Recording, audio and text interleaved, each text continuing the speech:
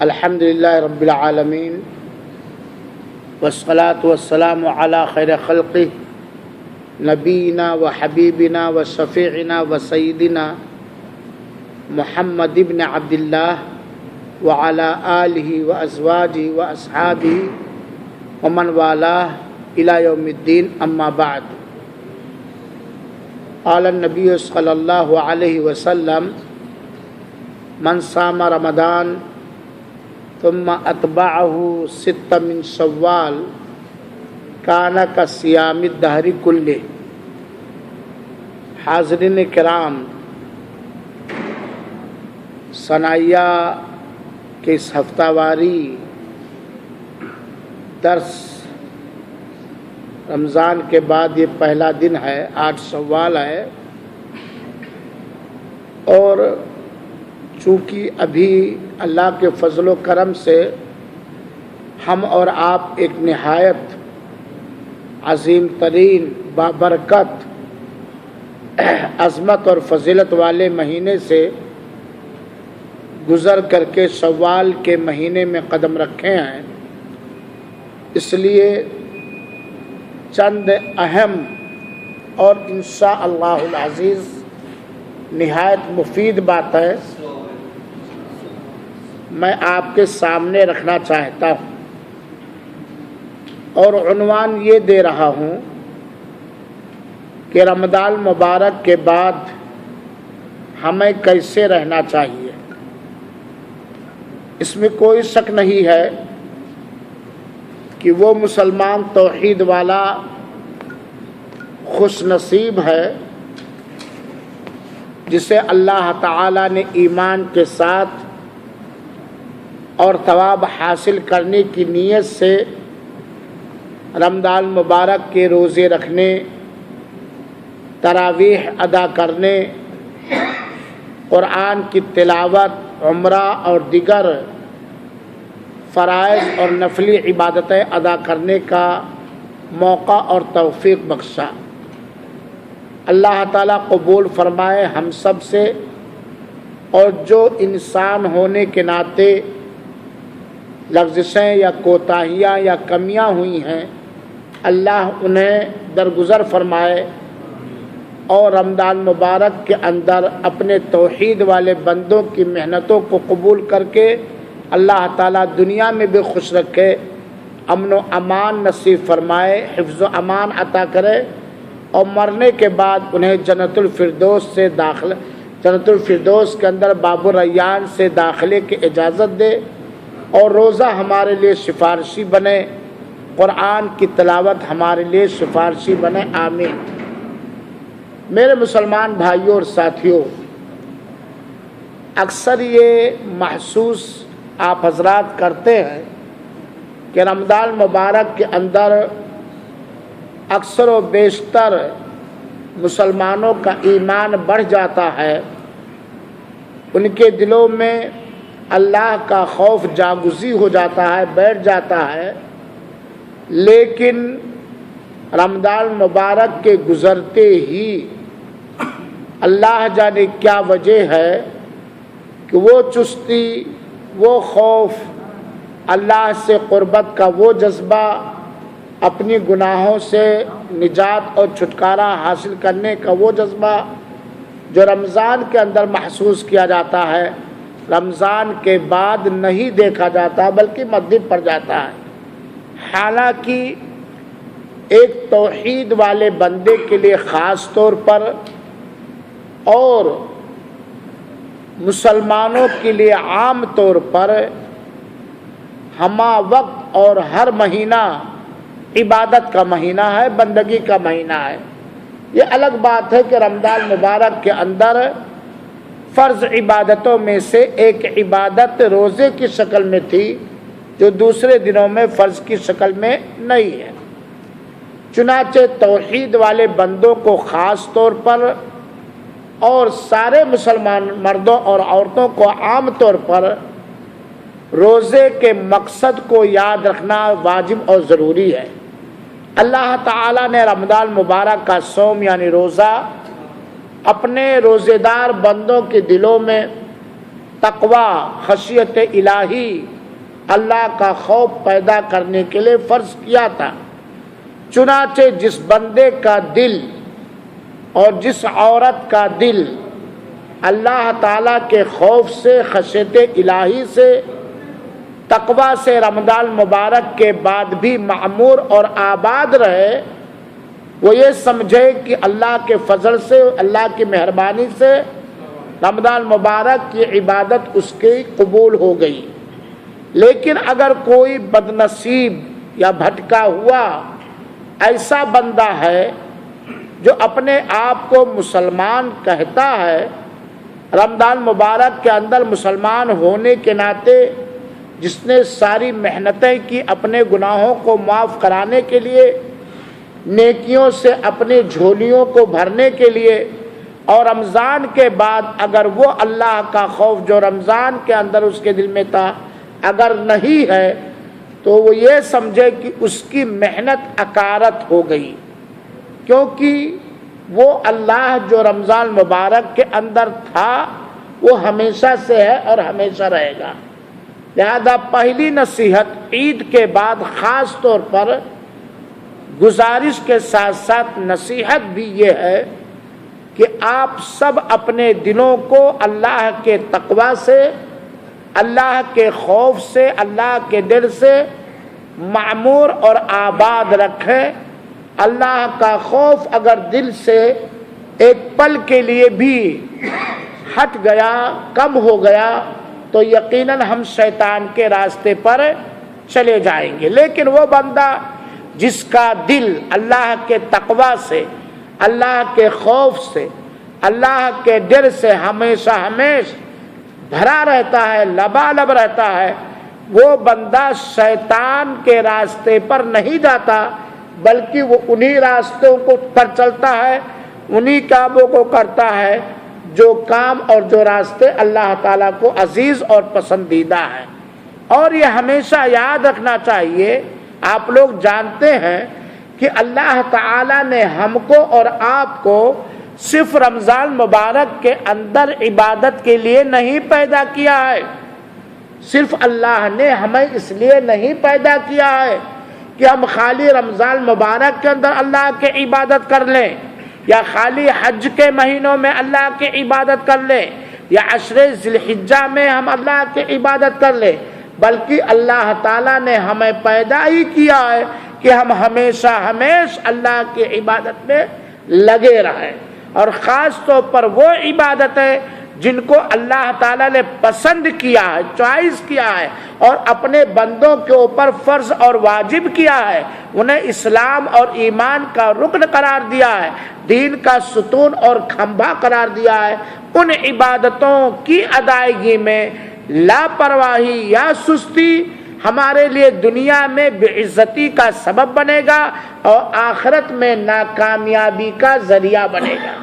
اللہ تعالی ہم سب کو دنیا میں عزت سے نوازے اور آخرت میں اللہ تعالی اپنا دیدار کرا کر کے ہم سب کو سرفراز اور کامیاب کرے، آمین۔ دوسری بات یہ ہے کہ اللہ کے رسول اکرم صلی اللہ علیہ وآلہ وسلم نے ایک پیاری حدیث کے اندر بڑی بھاری خوشخبری سنائی ہے، اور وہ خوشخبری یہ ہے کہ جس شخص نے رمضان مبارک کے پورے روزے رکھے، جس شخص نے رمضان مبارک کے پورے روزے رکھے اور پھر اس کے بعد والا مہینہ جو شوال کا مہینہ ہے، شوال کے مہینے میں 6 روزے رکھے، تو اسے پورے 1 سال روزہ رکھنے کے برابر اجر اور ثواب ملے گا۔ اور روزے کا اجر و ثواب آپ لوگوں نے رمضان سے پہلے کے درسوں میں اور رمضان کے درسوں میں سنا ہے کہ روزے کا ثواب یہ ہے کہ اللہ تعالیٰ کہتا الصوم لی وانا اجزی بھی، روزہ میرے لیے ہے اور میں ہی اس کا بدلہ دوں گا۔ روزے قیامت روزے دار کے لیے سفارش کرے گا، اور روزے دار جنت کے اندر باب الریان سے داخل ہوں گے۔ یہ عام روزے کی فضیلت اور برکت ہے، تو شوال کے روزے کی بڑی فضیلت آئی ہے۔ وہ کیا کہ اگر کوئی شخص شوال کے مہینے میں، شوال کا مہینہ چل رہا، آج شوال کی 8 تاریخ ہے، اگر کوئی شخص شوال کے مہینے میں 6 روزے نفلی رکھ لے تو اسے کتنا ثواب ملے گا؟ پورے 1 سال کے برابر روزہ رکھنے کا ثواب ملے گا۔ اور یقیناً پورے 1 سال روزہ رکھنا کوئی آسان کام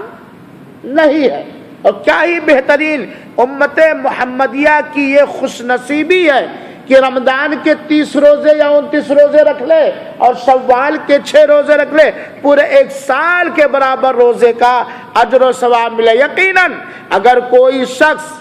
کسی مسلمان توحید والے بندے کو اور بندی کو شوال کے روزوں کے رکھنے کا ثواب، رکھنے کی توفیق مل جائے اور قبول ہو جائے اللہ تعالیٰ کے ہاں، اور ذوالقعدہ میں، ذی الحجہ میں یا محرم میں انتقال کر جائے، تو اب انتقال کرنے کے بعد تو روزہ نہیں رکھ سکتا نا، لیکن اسے پورے 1 سال روزہ رکھنے کا ثواب مل جائے گا۔ البتہ یہاں ایک بات یاد رہے کہ اگر کسی شخص کا رمضان مبارک کا روزہ کسی شرعی بنیاد پر، شرعی عذر کی وجہ سے چھوٹا ہوا ہے، چاہے جیسے عورتیں ہیں حیض کی وجہ سے، یا کوئی بیمار اچانک ہو گیا، یا سفر میں اچانک رہا، یا کسی دن روزہ کے اندر بھوک و پیاس کی برداشت کرنے کی طاقت نہ سکا، مجبوراً توڑا، تو پہلے ان توڑے ہوئے روزوں کی قضا کرنی پڑے گی، بعد میں شوال کے روزے رکھنے پڑیں گے، کیونکہ اللہ کے رسول نے فرمایا جس نے رمضان کے روزے رکھے، اگر رمضان میں 2-3 روزہ ہمارا چھوٹ گیا ہے تو گویا پورا رمضان کا روزہ نہیں ہوا نا، اس لیے وہ قضا روزہ پہلے پورا کرنا پڑے گا، تب اس کے بعد شوال کا روزہ رکھے گا، جیسا کہ شیخ بن عثیمین رحمۃ اللہ علیہ نے اسی بات کو راجح قرار دیا ہے۔ لیکن اگر کسی شخص نے جان بوجھ کر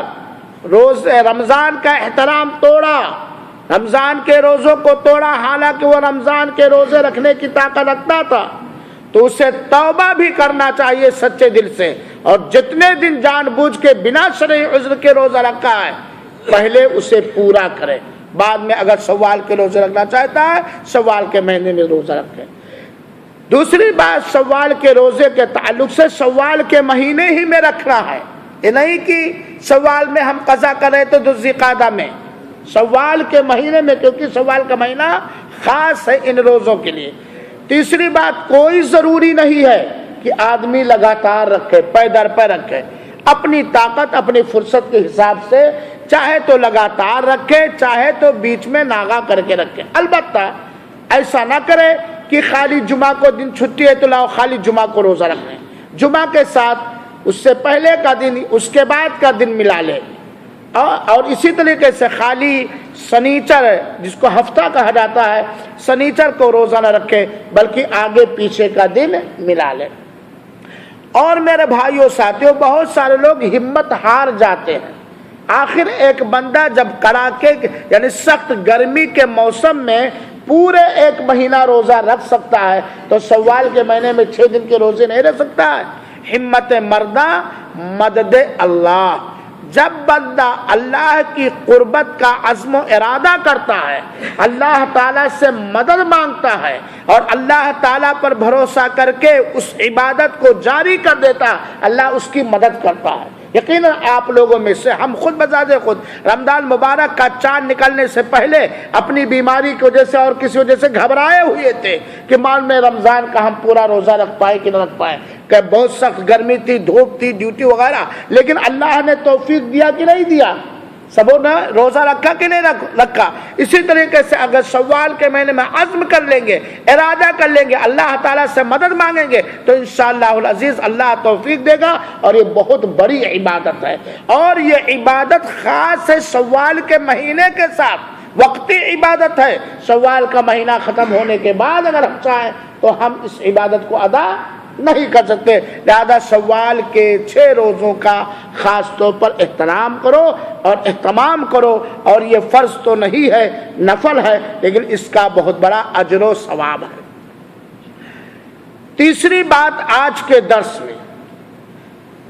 میں ہوں یا آپ یا دنیا کا کوئی بھی توحید پرست توحید اور اہل توحید سے محبت کرنے والا ہو یا دنیا کا کوئی بھی مسلمان مرد یا عورت، اسے سوچنا چاہیے، غور کرنا چاہیے کہ رمضان المبارک کا پورا ایک مہینہ جو روزے کی حالت میں گزرا ہے، تراویح کی حالت میں گزرا ہے، قرآن کی تلاوت کی حالت میں گزرا، وغیرہ وغیرہ وغیرہ، اس رمضان المبارک سے ہم نے کیا فائدہ اٹھایا، کیا سیکھا، اس رمضان المبارک نے ہمیں کیا تعلیم دی، اور رمضان المبارک کے قیمتی تعلیم کا ہمارے اوپر کیا اثر رہا ہے۔ ہر ایک کو اس پر منچنتن کرنا چاہیے، سوچنا چاہیے کہ بھائی پورا ایک مہینہ ہم نے نہایت بہترین ماحول میں، نہایت عبادت کے ماحول میں ہم نے گزارا ہے۔ اس ایک مہینہ جو رمضان کا گزرا ہے، اس مہینہ کی عبادتوں نے ہمارے اخلاق پر، ہمارے عقیدے پر، ہمارے معاملات پر، ہمارے سلوک پر اور دیگر چیزوں پر کیا پربھاؤ، کیا اثر ڈالا ہے، کیا اس نے ہمیں سکھایا۔ اگر ہم آپس میں ڈسکس کریں تو بہت ساری باتیں سامنے آئیں گی کہ رمضان سے یہ نصیحت ملی، رمضان کے اندر مختلف فرض اور نفلی عبادتوں سے یہ عبرت ملی، یہ عبرت ملی، فہرست لمبی ہو سکتی ہے، لیکن چند چیزیں میں بتلانا چاہتا ہوں جو خصوصیت کے ساتھ رمضان المبارک اور اس کے اندر کی گئی عبادتوں نے ہمیں تعلیم دیا ہے اور سکھایا ہے۔ چند چیزیں وہ اس طریقے سے، نمبر ایک، رمضان سے جو ہم نے سیکھا ہے وہ یہ ہے اللہ کی محبت اور اللہ کے حکموں کی محبت، اللہ کا احترام اور اللہ کے حکموں کا احترام۔ یہ سب سے پہلی نصیحت رمضان سے ہمیں ملی ہے۔ یہ اللہ ہی کا احترام ہے، یہ اللہ ہی تعالیٰ کی قدر ہے، یہ اللہ کے حکم ہی کی قدر ہے کہ تراویح کی نماز فرض نہیں تھی، اسلام اور ایمان کا رکن نہیں تھا، بلکہ کیا تھی؟ نفلی عبادت تھی۔ اکثر بیشتر لوگوں نے اس کا اہتمام کیا کہ نہیں کیا؟ قرآن کی تلاوت فرض اور واجب نہیں، لیکن اکثر لوگوں نے کم سے کم کچھ نہ کچھ تو ایک ہی بار یا آدھا قرآن پڑھا کہ نہیں پڑھا؟ اسی طریقے سے مسجدوں کے اندر پہلے جانا وغیرہ وغیرہ، یہ ساری چیزیں اگر رمضان کے احترام میں ہوا ہے تو بے فائدہ، اگر رمضان کے بنانے والے رب کے احترام میں ہوا تو با فائدہ۔ تو اللہ کی محبت اور اللہ کے حکموں کی محبت، اللہ کا ڈر، اللہ کے حکموں کی مخالفت کا ڈر، یہ رمضان مبارک نے ہمیں سکھایا ہے۔ صحیح بات ہے کہ نہیں؟ اور یہ باقی رکھنا چاہیے۔ دوسری چیز جو رمضان نے ہمیں سکھایا ہے، رسول اللہ صلی اللہ علیہ وسلم سے محبت اور آپ کی سنتوں سے محبت، رسول اللہ صلی اللہ علیہ وسلم سے محبت اور آپ کی سنتوں سے محبت۔ اسی لیے دیکھ لیجئے رمضان میں بہت ساری عبادت ہے جو فرض اور واجب نہیں تھی، سنت تھی، اس کو ہم نے ادا کیا کہ نہیں کیا؟ کیا ہے کہ نہیں کیا؟ بہت ساری عبادت ہے، افطار کے وقت دعا کرنا، کھجور سے افطار کرنا، سحری کرنا، یہ ساری عبادتیں سنت ہے کہ نہیں ہے؟ فرض اور واجب نہیں ہے، ہم نے کیا۔ تو رسول اللہ صلی اللہ علیہ وسلم سے محبت اور رسول اللہ صلی اللہ علیہ وسلم کی سنتوں سے محبت، رسول اللہ صلی اللہ علیہ وسلم کی مخالفت کرنے سے اللہ تعالیٰ سے ڈرنا اور آپ کے دین میں بدعت ایجاد کرنے سے ڈرنا، یہ رمضان مبارک کا دوسرا سبق، اسے باقی رکھنا چاہیے۔ تیسری نصیحت جو رمضان مبارک سے ہمیں ملتی ہے، عبرت ملتی ہے، وہ نصیحت بڑی بھاری نصیحت ہے اور بڑی پیاری نصیحت ہے، اور اسلامی بیشتر تعلیمات اور رہنمائیاں، اسلام کی اکثر و بیشتر تعلیم، شکشا اور رہنمائی اس چیز کی طرف کو اجاگر کرتی ہے، بلکہ اکثر چیزوں کے اندر اللہ تعالیٰ نے اس چیز کو پرو دیا ہے جو رمضان مبارک نے ہمیں سکھایا ہے۔ وہ کیا ہے؟ اہل توحید والوں کا خاص طور پر اور مسلمانوں کا عام طور پر آپس میں ایک دوسرے سے گہرا نہ ٹوٹنے والا ایمانی اور اسلامی تعلق، ایمانی اور اسلامی تعلق، وہ کیسے؟ مسلمانوں کے اندر اتحاد اور خاص طور پر توحید والوں کے اندر، کیونکہ توحید کا سب سے بڑا سبق جو ہے، جہاں یہ ہے کہ اللہ تعالیٰ ہی کی عبادت کرے، اس کے ساتھ شریک نہ کرے، ایسے ہی سارے اللہ ہی کی عبادت کرنے والے اور اللہ تعالیٰ کے ساتھ شرک کو ناپسند کرنے والے، اللہ تعالیٰ کے ساتھ شرک کرنے والوں کو ناپسند کرنے والے، اللہ کے حکموں کے لیے سر تسلیم خم کرنے والوں کو ایک ہونا چاہیے۔ اتحاد اور اتفاق، بھائی چارگی، اخوت، ہمدردی، غمگساری، ایک دوسرے کے اقدار کو پہچاننا، ایک دوسرے کی قدر کرنا، یہ رمضان نے ہمیں سکھایا ہے، یہ رمضان نے ہمیں سکھایا ہے۔ دیکھیے، ایک ہی چاند نکلا، اسی ایک چاند کو دیکھ کر رحمت اللہ بھائی متفق اور متحد ہو کر، کالے گورے کا فرق نہیں، مالدار اور امیر کا فرق نہیں، ملک اور نیشنلٹی کا فرق نہیں، سبوں نے روزہ رکھا۔ صحیح بات ہے کہ نہیں؟ اور جیسے ہی شوال کا روزہ چاند نکلا عید کے دن کا، سبوں نے عید منائی، کسی نے اختلاف کیا؟ اسی طریقے سے بہت سارے جگہوں پر، خاص طور پر آپ احباب نے ایک ہی جگہ پورے ایک مہینہ بیٹھ کر کھانا کھائے، افطار کیا، اکثر لوگوں نے ایک ہی جگہ تراویح کی نماز ادا کی، وغیرہ وغیرہ، ہے کہ نہیں ہے؟ اور تیسری بات ذرا غور سے دیکھیے، سنیے، غور کیجیے، بڑا ہی گھٹیا وہ رہا ہوگا جو روزے کے مقصد کو نہ پہچانا ہوگا، روزے کے آداب کو نہ جانا ہوگا، جس کے دل میں رمضان مبارک کے اندر بھی آپس میں نفرت رہی ہوگی۔ تو یہ رمضان نے ہمیں سکھایا ہے اخوت و محبت آپس میں، بھائی چارگی، اتفاق اور اتحاد، ایک دوسرے کی قدر کرنا، حسب مراتب ایک دوسرے کا احترام کرنا، اور کسی بے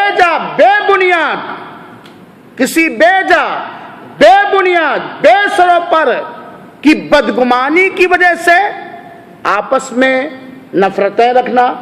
بات چیت بند کرنا، دشمنیاں رکھنا، دوغلا پن کرنا، دو چہرے والا ہونا، یہ اسلام نے نہیں سکھایا ہے اور نہ رمضان نے سکھایا ہے، نہ رمضان کے روزوں نے سکھایا ہے، نہ رمضان کے تراویح نے سکھایا ہے، نہ رمضان کے اندر جس قرآن کی تلاوت کی ہے اس قرآن نے سکھایا، بلکہ قرآن اور اسلام یہ سارے کے سارے ان گھناؤنے عادات کو کی مذمت کرتا، نندا کرتا ہے۔ لہذا میرے بھائیوں ساتھیوں، آنکھیں کھولو، ہوش میں آؤ۔ بسا اوقات بیجا بدگمانیوں کی وجہ سے، بیجا نفرتوں کی وجہ سے، غیر شرعی عداوتوں کی وجہ سے، آپس میں حسد اور کینہ کپٹ رکھنے کی وجہ سے انسان ان گناہوں کے کرنے پر مجبور ہو جاتا ہے جن گناہوں کے ہونے سے ساری نیکیاں رائیگاں اور برباد ہو جاتی ہیں، پانی پھر جاتا ہے۔ نیکیاں کرنا جتنا مشکل، اس سے زیادہ مشکل ہے اس بگڑے سماج کے اندر، اس دنیا دار سماج کے اندر، اس مطلب پرست سماج کے اندر، اس وقت پرست سماج کے اندر نیکیوں کی حفاظت کرنا ہے۔ تو نیکیوں کا جو گٹھر، نیکیوں کی جو فہرست آپ نے رمضان مبارک کے اندر تیار کیا ہے، اس کی حفاظت کیجئے، اور کوئی ایسی حرکت ہم سے نہ ہو جس سے ہماری نیکیاں برباد ہو جائے۔ تو رمضان نے ہمیں پیار و محبت سکھایا ہے، اخوت و بھائی چارگی سکھایا ہے، دل کی صفائی سکھایا ہے، اور بنا اس کے کوئی متقی نہیں ہو سکتا ہے۔ رحمت اللہ صاحب، بنا دل کی صفائی کے کوئی متقی اور پرہیزگار نہیں ہوتا. یہ بڑی غلط فہمی ہے کہ خالی نماز پڑھ لو پرہیزگار ہو گئے, خالی روزے رکھ لو پرہیزگار ہو گئے, خالی تراویح پڑھ لو پرہیزگار ہو گئے. نہیں, خالی ان چیزوں سے کوئی وہ متقی نہیں ہو سکتا جس متقی کے بارے میں اللہ تعالیٰ نے قرآن مجید کے اندر بیان فرمایا ان للمتقین مفازا. وہ ایسا متقی نہیں ہو سکتا ہے, ایسا تقوی والا نہیں ہو سکتا ہے جس کے بارے میں اللہ تعالیٰ نے فرمایا من یتق اللہ یجعل لہ مخرجا ویرزقہ من حیث لا یحتسب. وہ متقی نہیں ہو سکتا ہے جو متقی اللہ کا محبوب بندہ اور اللہ کا ولی بندہ ہے, جس کے ساتھ اللہ کی ہر طرح کی مدد دنیا میں بھی ہے اور رحمت کا دروازہ آخرت میں بھی کھلا رہے گا. ہوتے ہیں سماج کے اندر کچھ وقت پرست ہوتے ہیں, کچھ مطلب پرست ہوتے ہیں, کچھ کم سمجھ ہوتے ہیں, کچھ کم عقل ہوتے ہیں, اور ادھر ادھر کی باتیں کر کے مسلمانوں کو آپس میں لڑا دیتے ہیں, نفرتیں پیدا کر دیتے ہیں, سالوں کی دوستیوں کو دشمنیوں میں بدل دیتے ہیں. لہذا میرے بھائیوں, اخوت و محبت یہ اسلام کا پیغام ہے, اس کے پردے کو چاک نہ کرنا. آج دیکھ لیجئے, ابھی آپ لوگوں نے 2-4 دن پہلے دیکھا, محسوس کیا, سنا, اہل توحید تکلیف سے ان کا دل چور چور تھا, حزن و ملال کے شکار تھے, نہایت غمگین تھے کہ صرف کرسی پسند لوگوں نے, دنیا داروں نے, شرک اور شرک کی تائید کرنے والوں نے ہندوستان کے اندر بالکل ہمارے مادر وطن کی عزت کو باقاعدہ نیلام کرنے کی ساری پلاننگ کر چکے تھے. یہ کون لوگ تھے جو ڈاکٹر ذاکر نائک کے خلاف بے قصور, بے بنیاد, صرف بدگمانی کی وجہ سے یا کسی اور وجہ سے یہ اتنا بڑا طوفان جو کھڑا کیے ہوئے تھے, یہ کرسیوں کے بھوکے ڈاکو لوگ تھے, مطلب پرست لوگ تھے, دنیا دار لوگ تھے. ایسے حالات میں ہمیں یہ ہوش کے ناخن لینا چاہیے اور آنکھیں کھولنی چاہیے کہ ہمیں جذباتیت سے کام نہیں لینا ہے. ہم اہل توحید ہیں, ہم اہل اسلام ہیں, ہم مسلمان ہیں. ہم جہاں بھی رہیں گے بحیثیت موحد,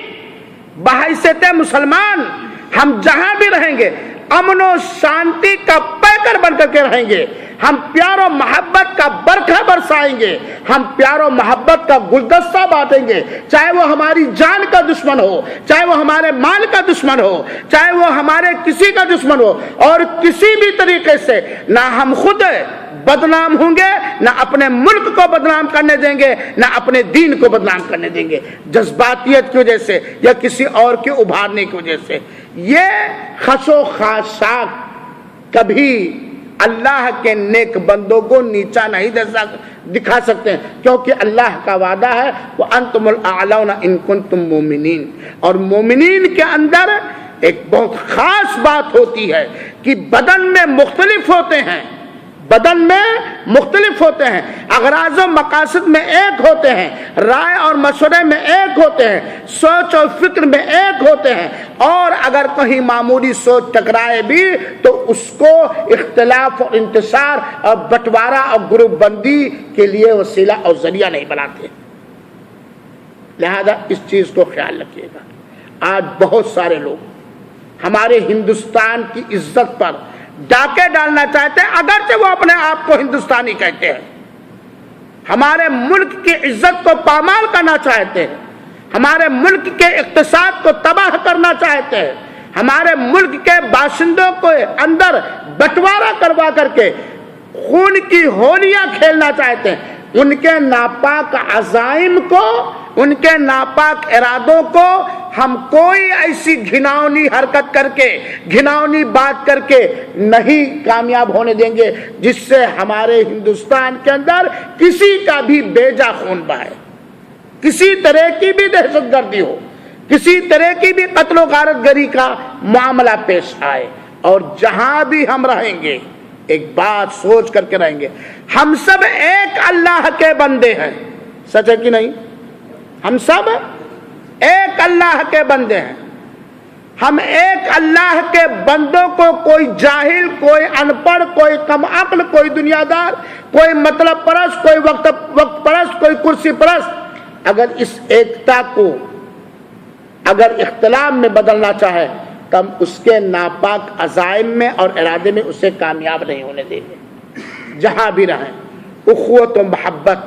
بھائی چارگی، اس کو برقرار رکھیے، برداشت کی طاقت رکھیے، صبر کی طاقت رکھیے۔ آخر کسی سے تکلیف پہنچی، کسی مسلمان بھائی سے، توحید والے سے، تو آپ ہی کا تو بھائی ہے،